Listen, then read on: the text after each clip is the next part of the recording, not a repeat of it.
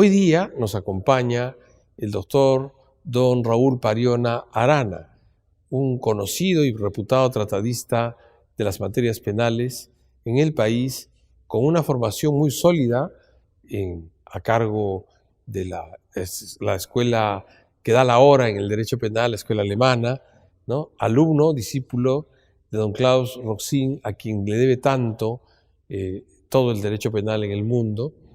Y hoy día ha querido muy generosamente acompañarnos para tocar un tema en el cual él ha comentado varias casaciones precisamente, pero ahora para hablar de la institución de la casación, para que todos entendamos mejor de qué se trata y cómo se maneja. Bienvenido, doctor Raúl Pariona, profesor universitario, distinguido jurista, a este programa destinado a la colectividad. Doctor Salas, en primer lugar, agradecerle infinitamente por la oportunidad. Para mí como profesor es muy importante tratar de hacer llegar con el lenguaje más simple posible al público suyo a través del canal de Justicia TV y del Poder Judicial. Ahora la institución de la casación, así es que yo encantado y a su disposición poder absolver cualquier duda o comentar sobre esta temática, ¿no? Muchas gracias. ¿Y qué podemos entender todos sobre lo que es una casación? Y más aún en materia penal. La casación en nuestro modelo procesal penal es un recurso extraordinario en virtud del cual un ciudadano que está sometido a una investigación accede a la Corte Suprema. Una persona que ha sido investigada, tiene una sentencia en contra o puede acudir al Poder Judicial solicitando el pronunciamiento del Poder Judicial en algún aspecto del proceso penal y se emite una sentencia por un auto o una sentencia por la Sala Superior, normalmente queda ya agotada la instancia que la ley ordinariamente dispone, porque la Constitución política señala que el investigado, el ciudadano que es investigado, tiene acceso a una segunda instancia.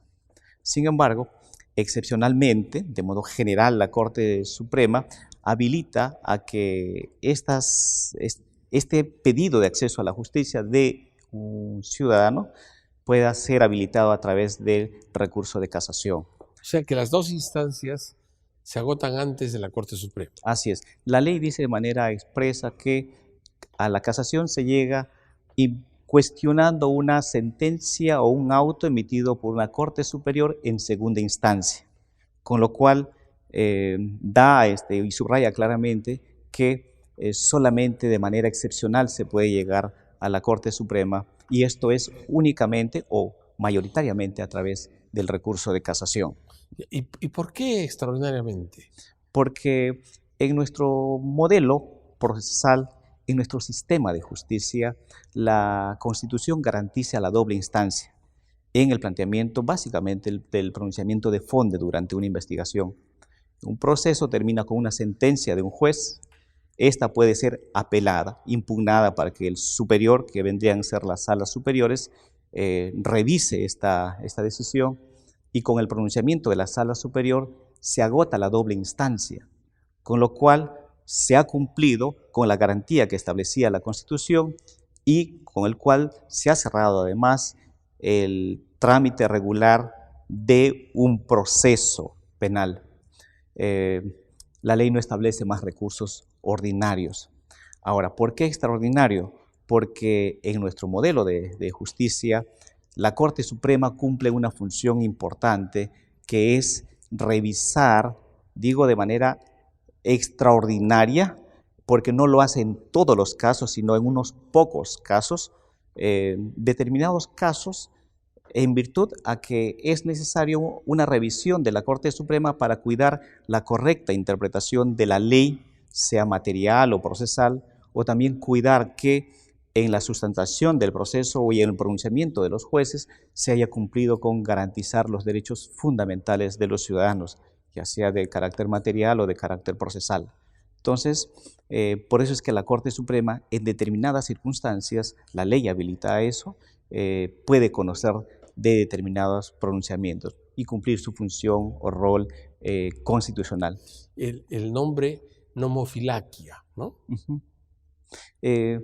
se le atribuyen varias funciones al recurso de casación, ¿no?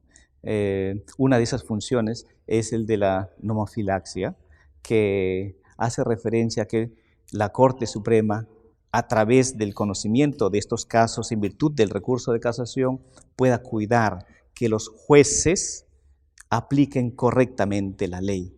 Es una suerte de control del cumplimiento acabado de las leyes. Viene, por supuesto, un antecedente importante desde Francia. Hay un trabajo muy importante del profesor Piero Calamandrei que señalaba que esta función, la función nomofiláctica de la casación y en consecuencia de las cortes o de las altas cortes, era la función principal del recurso de casación, ¿no? Hoy, por supuesto, eso ha cambiado. El entendimiento del recurso de casación hoy es mucho más amplio y se le atribuyen nuevas tareas a la Corte Suprema en esta materia, ¿no? Por ejemplo, no solamente hoy es la nomofilaxia, sino también la importancia que tiene el recurso de casación y en consecuencia la Corte Suprema de uniformizar la jurisprudencia. Hoy es más, probablemente hoy una de las tareas más importantes, a la que resalta más allá de la nomofiláctica, es la unificación de la jurisprudencia. El rol que está jugando la Corte Suprema de Justicia en nuestro país, en virtud de pronunciamientos en conocimiento de los recursos de casación, está contribuyendo para unificar precisamente la jurisprudencia. Y este era, por supuesto, el gran reclamo de la población, de que se genere seguridad jurídica en la actuación de los tribunales de justicia, que no impere la inseguridad jurídica, porque se observaba y se observa aún hoy, por supuesto, pronunciamientos encontrados y diversos dependiendo de la región, el lugar, simplemente de la diversidad de instancias judiciales, ¿no? Y esa excepcionalidad, doctor Pariona, se supone limita el ejercicio del recurso. ¿Y a qué casos o en qué casos es posible acudir en una casación? Sí, dado que el procedimiento regular con la doble instancia terminaría el proceso, la ley ha habilitado que la Corte Suprema pueda conocer, para cumplir estas funciones que acabamos de mencionar, en casos extraordinarios. Cuando una decisión de la Sala Superior, una sentencia o un auto en apelación, suponga tres supuestos, ¿no? Primero, cuando el auto tiene como imputación en su sustanciación un delito cuya pena en su extremo mínimo sea de 6 años. También se puede ir vía recurso de casación contra una sentencia, igualmente en cuya acusación escrita del fiscal haya imputado un delito en cuyo extremo mínimo la pena sea de 6 años o superior a los 6 años. Entonces, en esos dos casos se puede acceder al recurso de casación y llegar, por supuesto, a la Corte Suprema, ¿no? Esto es en cuanto a recurso extraordinario. Pero además, la Corte Suprema conoce vía recurso de casación en casos distintos a los mencionados cuando existe un interés casacional. Se denomina este recurso de casación la casación extraordinaria. La casación excepcional, esta casación en virtud del cual la Corte Suprema tiene un interés en cuanto se le propone un problema cuyo desarrollo y resolución va a generar una doctrina jurisprudencial para la entonces justicia. Está referido al desarrollo de la doctrina. Así es. A la aplicación para otras causas. Así es. Entonces, este recurso de casación excepcional tiene como cometido, desde la perspectiva de la Corte Suprema al admitirla, la oportunidad de poder desarrollar doctrina jurisprudencial, no solamente para ese caso en concreto, sino por supuesto para todas las causas que en el futuro se puedan presentar y que supongan la aplicación del criterio que se está discutiendo, ¿no?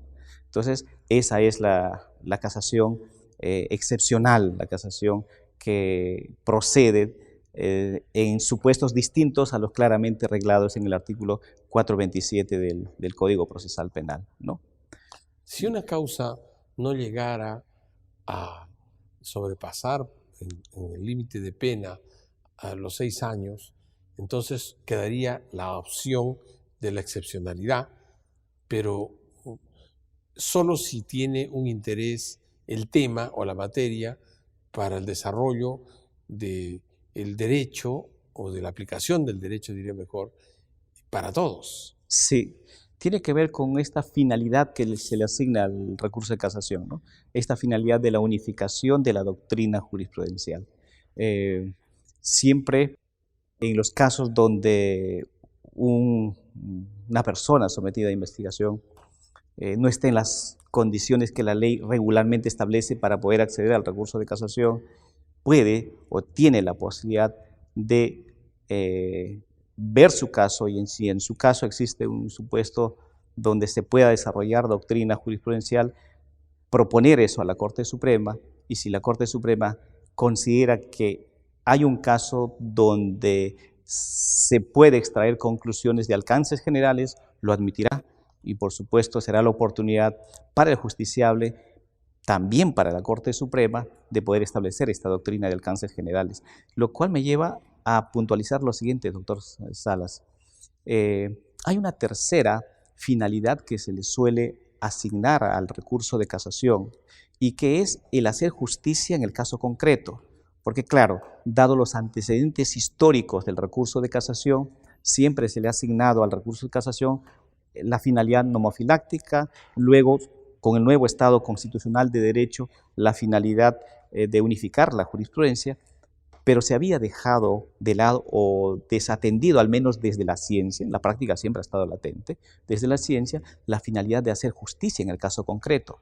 Es decir, el recurso de casación no es únicamente la oportunidad para que la Corte Suprema establezca principios generales, sino quizá dando sentido al sistema de justicia en general, de posibilitar que en el caso concreto pueda finalmente hacerse justicia. Porque la alegación es: señores Corte Suprema, en este caso concreto, en mi caso, desde la perspectiva del justiciable, se ha interpretado mal la ley, claramente mal, o no se han atendido las garantías constitucionales, y en consecuencia, haciendo eco de ese pedido, se resolverá y será justicia en el caso concreto. Conocido tema, conocido bajo el nombre del jus litigatoris. Así es. Versus el jus constitutionis, ¿no? Así es. Este último de interés general, y el primero de interés del litigante que se encuentra en debate de su materia, ¿no? Y la casación suspende el proceso, la ejecución del proceso, o la casación más bien es un recurso independiente. No, es un recurso independiente porque es extraordinario, no suspende la ejecución de las sentencias en segunda instancia, salvo algunas excepcionalidades donde la Corte Superior de Justicia podrá considerarlo, ¿no? Pero no suspende lo sustancial, se está a lo que se decida en la Corte Suprema, ¿no? Muy bien. Amigas y amigos, hacemos una pausa en el programa. Nos encontramos en lo que usted debe conocer sobre el nuevo Código Procesal con la visita del doctor Raúl Pariona Arana. Volvemos aquí en Justicia TV, el canal de los jueces del Perú, de la comunidad jurídica y de todos los peruanos.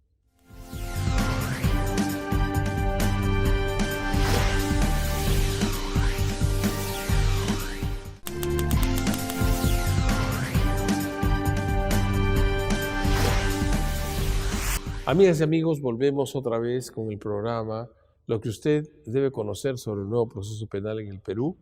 Tenemos la visita del doctor Raúl Pariona Arana, quien nos está ilustrando a todos sobre los pormenores de la casación en materia penal.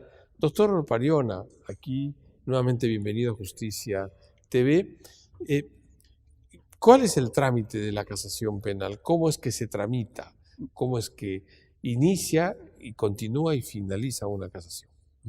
Como le indiqué, la casación es un recurso que sirve para impugnar una decisión. En este caso, la decisión de una sala superior, y se interpone ante la misma sala.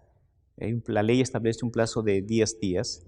Quien se sienta agraviado por la decisión, donde pueda cuestionar la aplicación indebida de normas o interpretación indebida, arbitraria, o donde no se hayan aplicado correctamente garantías o normas legales de carácter procesal o material, puede plantear el recurso de casación. Lo plantea dentro de los 10 días, establece la ley. La sala superior hará una primera evaluación de admisibilidad, que el recurso cumpla básicamente con lo que establece la ley en el artículo 405. Entre otras cosas, se señala que el recurso de casación lo plantea quien se sienta agraviado, lo tiene que hacer por escrito, tiene que señalar claramente cuáles son las causales en las cuales se ampara su recurso y otras formalidades que establece la ley. La sala hace un primer filtro de admisibilidad y luego, si considera que se ha cumplido con ese filtro, lo admite y lo eleva a la Corte Suprema, ¿no? A nivel de la Corte Suprema existe otra evaluación, otro control de admisibilidad del recurso. La Corte Suprema corre traslado de la casación presentada a las partes y luego de eso hace esta evaluación de admisibilidad que en los términos de la ley del Código Procesal Penal, la Corte Suprema tendrá que pronunciarse si el recurso está bien concedido o no. Y esto tiene que ver con lo que conversábamos hace un momento en relación a si el recurso reviste las condiciones que establece la ley conforme a las finalidades que también la ley establece al recurso de casación, ¿no? En lo sustancial, se tiene que presentar un recurso de casación amparándose en una causal determinada que expresamente establece la ley. La ley establece 5 causales.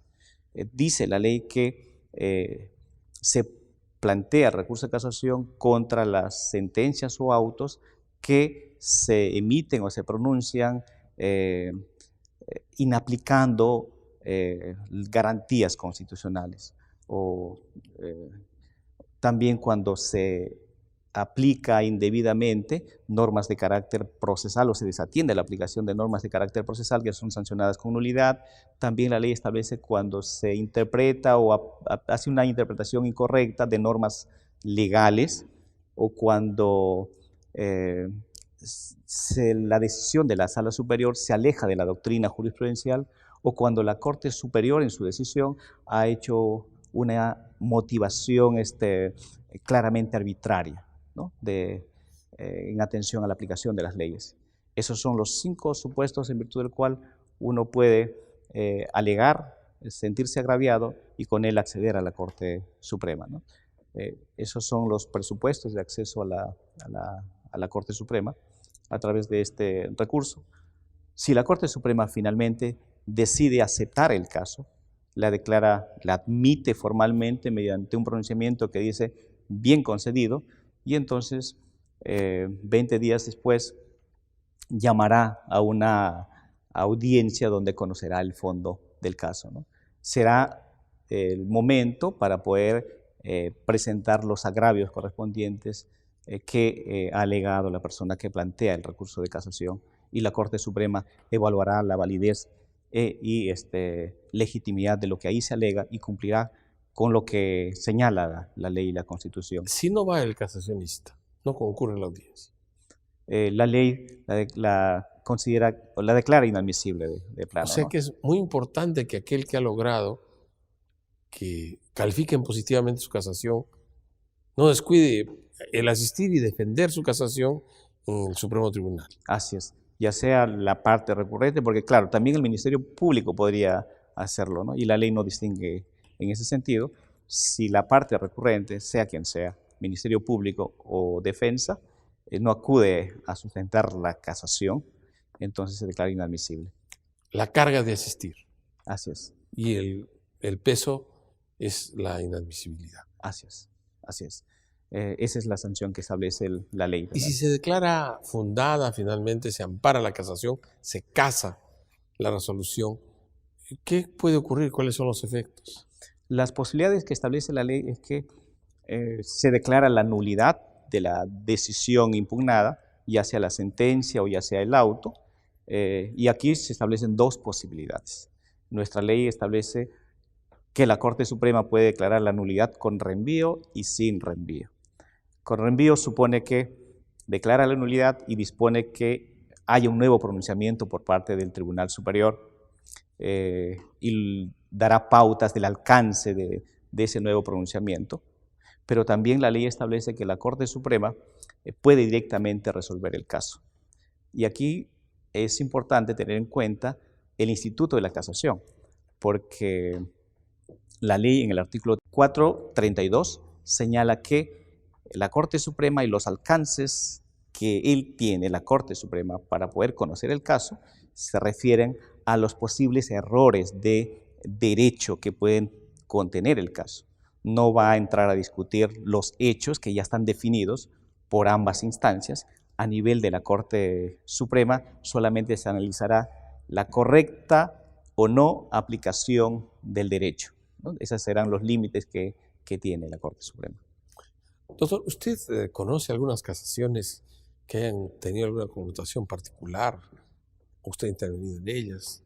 Sí, conozco. Soy, además de profesor universitario, abogado litigante, abogado defensor, y he tenido la oportunidad de llegar aquí a la Corte Suprema en diversas oportunidades, y también por la tarea de la defensa, siempre forma parte del día a día hacer referencia al pronunciamiento del más alto tribunal de justicia que tiene nuestro país, la Corte Suprema, a través de sus pronunciamientos en recursos de casación, ¿no? Y es lo que yo puntualizaba al inicio de la conversación que tenemos, doctor Salas, que uno de los aportes más importantes de la Corte Suprema tiene que ver directamente con la casación. Justamente son los pronunciamientos que hace la Corte Suprema cuando conoce de este recurso y al resolver casos concretos, y que están generando criterios jurídicos, jurisprudenciales, que en el día a día son atendidos por los tribunales de justicia del país. La justicia y la administración de justicia ha cambiado y está cambiando en el país, en virtud de los pronunciamientos que la Corte Suprema hace en los recursos de casación.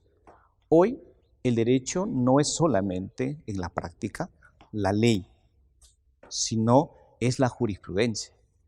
Hoy no hay un alegato en diversas instancias, incluida la Corte Suprema, que solamente tenga como sustento jurídico la ley.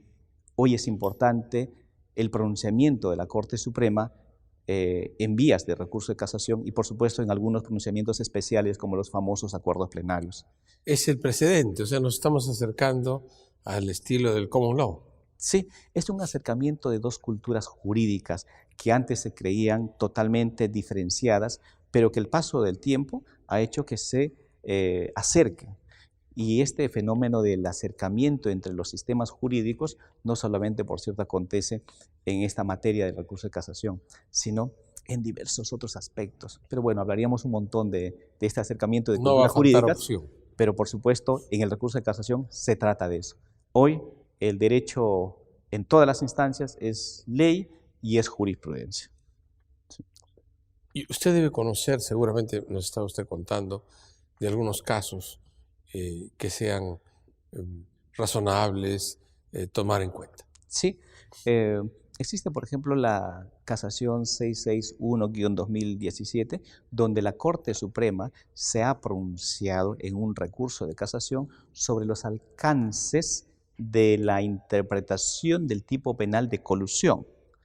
Entre otros aspectos que se ha pronunciado, la Corte Suprema ha señalado que en la distinción que hay entre colusión simple y colusión agravada, el elemento que diferencia a estos dos tipos de colusión es el perjuicio económico. Y este perjuicio económico ha sido un dolor de cabeza para la justicia el determinarlo con criterios jurídicos, de tal manera que la Corte Suprema ha señalado que a efectos de determinar este perjuicio se deben tener en cuenta criterios técnicos que provengan de diversas instancias, pueden ser pericias básicamente o el pronunciamiento de otras instancias técnicas. Ese pronunciamiento, por supuesto, es muy importante para la Administración de Justicia de los diversos casos de colusión que va a venir a conocer y que está conociendo nuestro sistema de justicia, ¿no? Atender a criterios técnicos. Por supuesto, no puede ser simplemente la simple sospecha o el simple parecer que puede tener un tribunal de justicia a la hora de definir si hay o no hay perjuicio a efectos de la configuración de este tipo penal de colusión. Es necesario tener un criterio técnico, dijo la Corte Suprema en esta casación. Ese es un muy buen ejemplo de cómo la Corte Suprema, vía recurso de casación, va estableciendo criterios de administración de justicia, ¿no?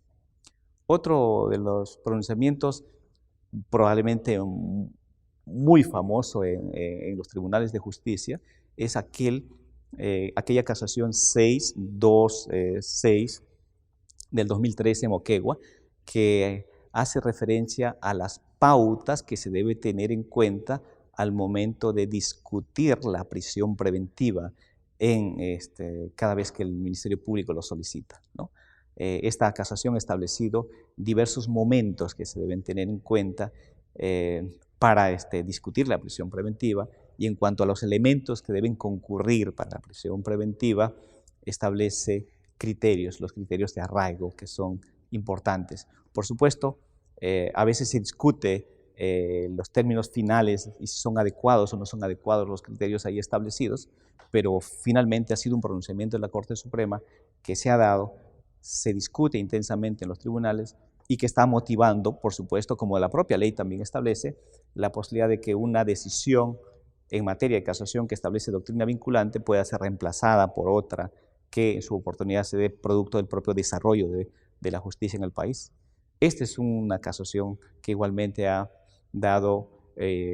sido muy importante para la administración de justicia en el país, ¿no?